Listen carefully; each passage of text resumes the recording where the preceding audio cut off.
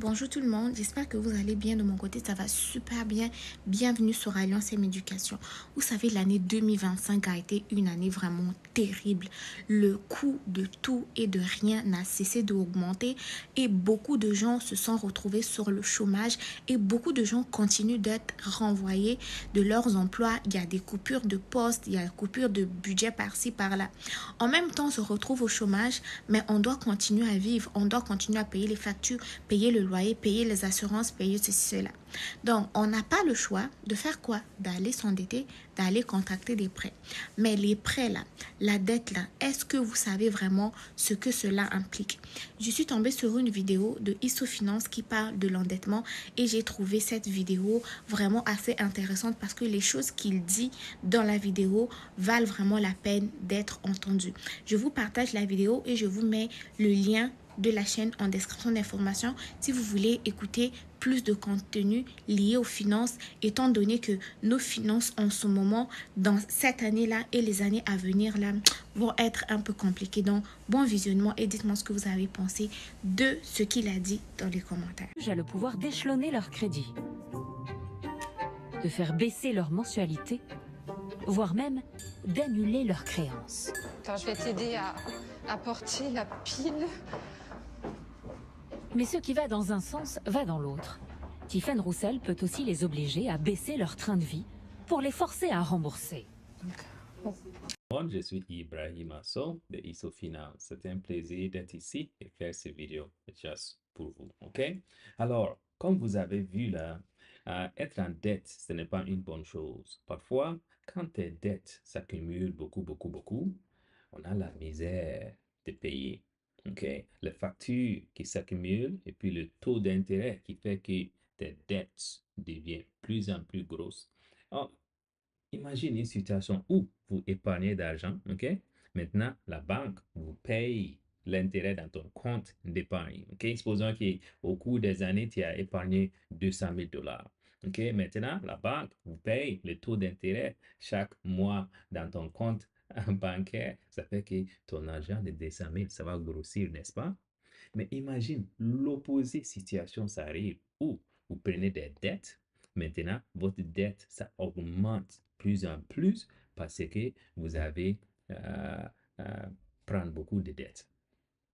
Ça, c'est l'une des choses qui est très grave, qui arrive à beaucoup de personnes, mais il y a une solution que certaines personnes utilisent. Ok? La solution est que c'est de simplement déclarer faillite. Il y a un processus légal qui fait que les gens qui n'arrivent pas à payer leurs dettes déclarent faillite. Les entreprises le font légalement. Ok? C'est pour ça que je vous dis, il faut faire très attention de savoir la loi. Quand vous commencez à jouer avec ces entreprises-là, ces entreprises peuvent décider de simplement faire la faillite et puis décider de ne pas vous payer.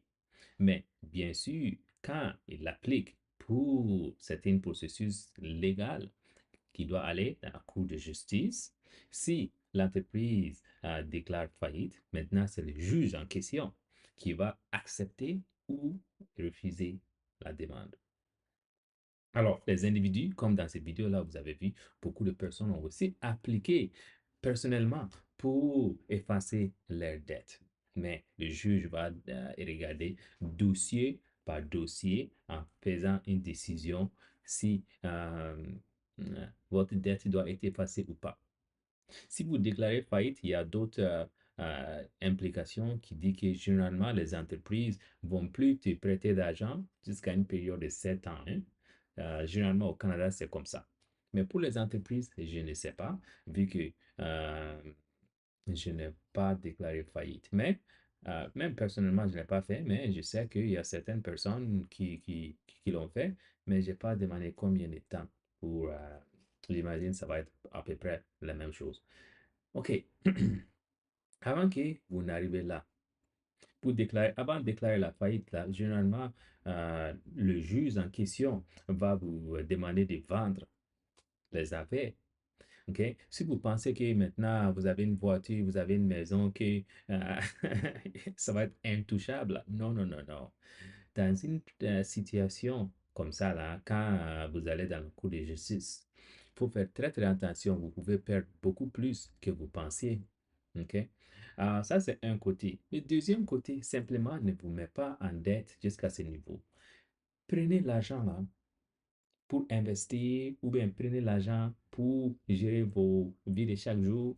Prenez les prêts, c'est correct. OK? Moi, j'ai plusieurs cartes de crédit. Plusieurs. J'ai fermé quelques-uns au cours de ces semaines, mais j'en ai plusieurs. Vous comprenez? Alors, l'utilisation des dettes, c'est ça le problème de certaines personnes. Est-ce que vous savez comment utiliser l'argent que vous avez emprunté? Moi, j'utilise l'argent comme les dettes parce que je ne vais pas utiliser cash, les monnaies. OK? Alors, mais j'ai déjà les monnaies que je paye mes factures bancaires à ma carte de crédit directement chaque mois. Alors, je n'accumule pas les taux d'intérêt dans mes factures. Alors, si vous êtes quelqu'un qui n'a pas les moyens, qui n'a pas l'argent de payer tes factures, généralement, ce n'est pas conseillé d'aller vous mettre en dette pour acheter une tomate. OK? Tu peux acheter une tomate avec la dette si vous comptez payer la dette avant le taux d'intérêt. Mais si vous allez comme ça, allez vous mettre en dette pour acheter la nourriture, pour payer les factures, le téléphone et tout ça là, votre dette, ça va s'accumuler parce que vous n'avez pas assez d'argent pour payer toutes vos factures. Vous comprenez ça? C'est ça le problème qui arrive à plusieurs personnes. C'est ça qu'on appelle vivre en dessous de tes moyens. OK? Si tu perds ton emploi ou bien si tes revenus sont bas, il faut savoir comment vivre avec ton petit salaire. Ouais. Si tes salaires c'est gros, maintenant tu vas vivre avec le gros salaire. Ouais, ouais. Un choix entre une BMW et une Mercedes, c'est un bon choix. Mais si tu as juste l'argent pour une bicyclette là, ça c'est l'argent pour la bicyclette, il faut accepter. Ouais. Oui, oui, oui. Il faut accepter votre situation financière parce que les choses peuvent changer. Mais si vous mettez en problème, c'est que la majorité de ces documentaires en disant que c'est la faute de qui? Ils vont dire que c'est la faute des organisations qui donnent les prêts à les individus. OK? Dans mon avis, ce sont les individus qui ont demandé les prêts. Si tu as demandé les prêts, on te donne les prêts. On te dit que tu vas payer, mais tu n'as pas payé. Maintenant, on te met les taux d'intérêt dessus. Tu continues à te fatiguer avec. C'est ça le problème. Vous voyez? Et aussi, le prêt en question, ce n'est pas, comment on dit ça là? Demander prêt, ce n'est pas une chose négative. OK? Imagine si vous demandez une prête pour aller au travail. OK? Demandez une prête pour acheter une voiture. Maintenant, cette voiture vous permet d'aller au travail pour gagner beaucoup plus. Maintenant, quand vous gagnez beaucoup plus, vous remboursez tes prêts. Et puis, tout est beau. C'est ça qu'on utilise les prêts pour. Utilise les prêts que vous allez prendre là. Le revenu que vous allez recevoir doit être beaucoup plus que la prête en question. Mhm.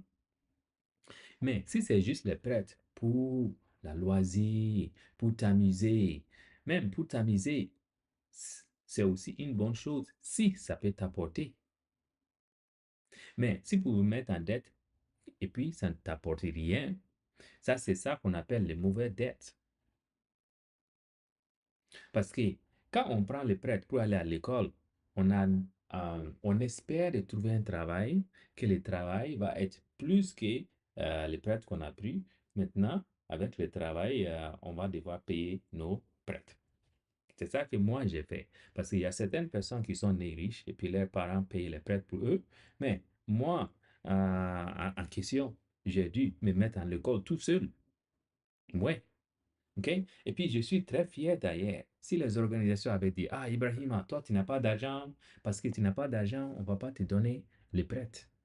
Mais ça n'allait pas faire mon affaire, vu que j'ai besoin de payer cette école-là. Mais si le gouvernement avait fait l'école gratuite, ça sera mieux pour quelqu'un, pour moi. Mais vu que le gouvernement n'a pas à faire l'école gratuite, je suis obligé d'aller à l'école pour pouvoir trouver un boulot. Vous comprenez? Alors, la même chose pour vous là, quand vous utilisez ces prêts, faites très très attention de ne pas vous mettre en prête pour les choses que tu ne peux pas payer. Mhm. Tu dois déjà avoir l'argent ou le prêt te donne une promesse d'accumuler beaucoup plus d'argent dans la future. OK? Alors, le futur en question doit être sécurisé parce que vous avez pris les prêts. OK? On ne fait pas comme certaines personnes de se mettre en dette inutilement juste pour manger. OK? Juste pour aller dépenser l'argent pour montrer qu'on est riche. OK? On n'utilise pas l'argent comme ça. On utilise l'argent pour vraiment faire la commerce. Et la commerce en question doit être garantie aux fonctions que tu vas pouvoir payer tes prêts vite fait. Et puis, quand tu gagnes l'argent là, il faut payer tes dettes. C'est ça le problème de certaines personnes.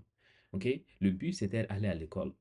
Maintenant, quand on a le travail, maintenant, on doit payer nos dettes. Mais il y a certaines personnes qui refusent de payer. Mhm. Tu te dis que maintenant, tu commences à se sentir confortable avec tes épargnes, même si tu as les dettes. Alors, tu dois être confortable avec les épargnes, oui, mais il faut être très inconfortable avec les dettes. Il faut payer tes dettes. Tes dettes sont tes ennemis. Il faut les payer. OK? Payer ces dettes maintenant pour te focaliser avec ton épargne et puis ton investissement. OK? Je suis Ibrahim Asso de ISO Finance. C'était un plaisir d'être ici et faire cette vidéo-là juste pour vous. Bonne journée. Ciao.